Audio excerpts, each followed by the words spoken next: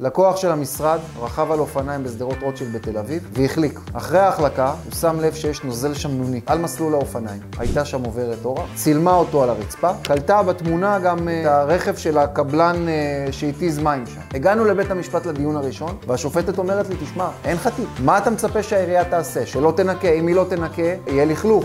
ואם היא כן מנקה, אז אתה אומר זה נוזל שמנוני. הוכחנו שמספר הרכב שצילמו בתמונה זה מספר רכב של הקבלן ששטף את המסלול, אחרי שהם הכחישו את זה. הוכחנו ששילוב של מים עם פירות יוצר כמו משטח החלקה. איך הוכחנו את זה? בעצם הלקוח הקליט נציג עירייה שאמר, הפירות האלו עם קצת גשם ולחות יוצרות משטח החלקה. את כל זה הגשנו לבית המשפט, כולל תמליל ההקלטה, כולל התמונות, כולל תמונה של הלקוח מבית החולים. הוא מצולם עם המכנסיים ולכלוך של ממש נוזל שחור. היום הסכימה עיריית תל אביב והקבלן לשלם ללקוח 290,000 שקלים.